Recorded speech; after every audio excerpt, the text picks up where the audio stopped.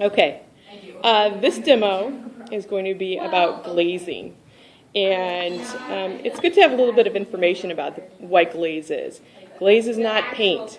Glaze is a silica-based material, and silica is nothing more than ground up crushed glass.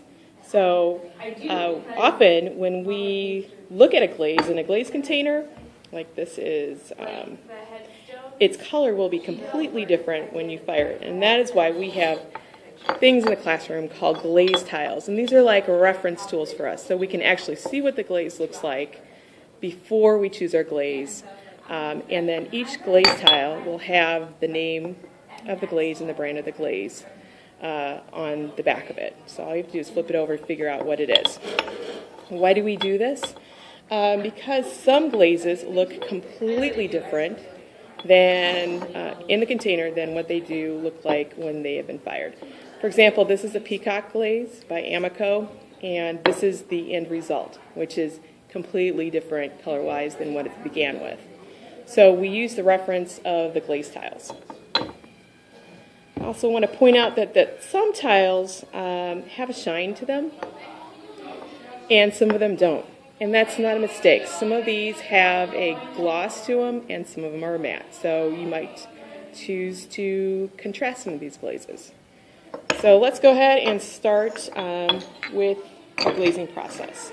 So the first thing is you start with a clean piece. Don't forget this step. What you should do is you should take your piece of bisqueware and you should take a clean sponge and go over the surface of the piece.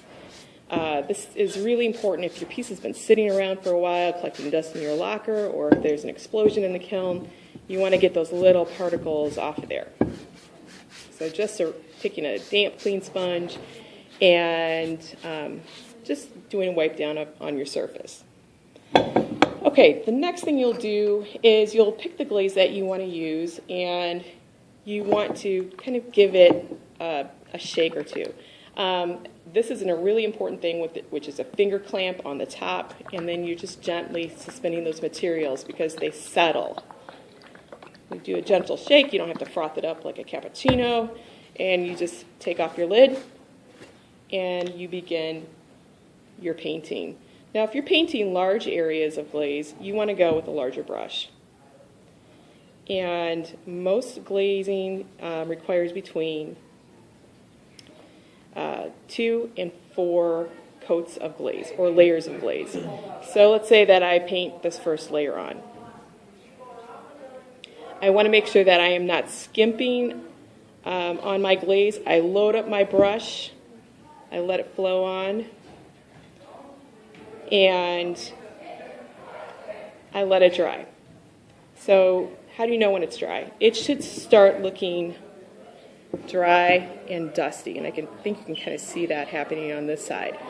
First layer will dry very quickly, but then each layer that you add on will take a little bit longer to dry, and if you have a hair dryer in the classroom, that will help speed up the process. For the glazes, how do you know how many layers you need to put on the piece? Well, if you get a glaze that is really liquidy, like this one that I'm using, which is Tahitian blue, you want to do about 4 coats. If you are doing something like a Speedball, you can see how thick that is. It's gelatinous. You have to stir that up. You need about 2 coats of that. Okay, so let's say I put on quite a few layers. This is let's say I've done my 4th layer right now.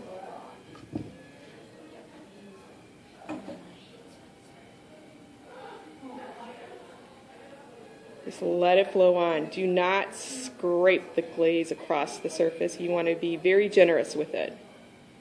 So say that's the color I want. Let it dry, and then we'll do some cleaning of our piece so we have good craftsmanship. Some common questions that students ask, like, if I want to get a certain color, can I mix 2 glazes together? Say if you've got like a pink, you want a pink color, and can you mix red and white together to create pink? No, don't do it. Glaze is chemistry in a jar. These are chemicals that express their color when you fire them. So don't mix, just choose the colors that you want. My final step in glazing, let's say I have glazed the whole thing, is I want to make sure that I have no glaze on the bottom of my piece. If you do have a little bit of glaze, you want to take a clean sponge and wash it off. You may have a little bit of ghosting left over, but as long as you've got the main part of the glaze off, you should be good. Why do you have to do this? Because if you have blobs of glaze like this, say I was messing with my glazing, and then we put this in our kiln shelves, because this is molten glass in the kiln, this piece will stick to the kiln shelf and we'll have to chisel it off, and we usually have to do that with a hammer and a chisel, and it's a pretty destructive process. So just take that extra moment, make sure your craftsmanship is good, and you do wash off the bottom of your piece. And that's basically what you do for glazing. Once you get it glazed, you put it back on the cart, and then the glazing process usually takes, for firing, about 6 hours. And that's it. The last thing that we should probably tell you about is that we have about 5 different varieties of glaze. And when you look at your glazed tile, you'll say that the name is here and the brand is here. And you have to hunt for it in the glaze container area. So let me just show you what some of these glazes look like.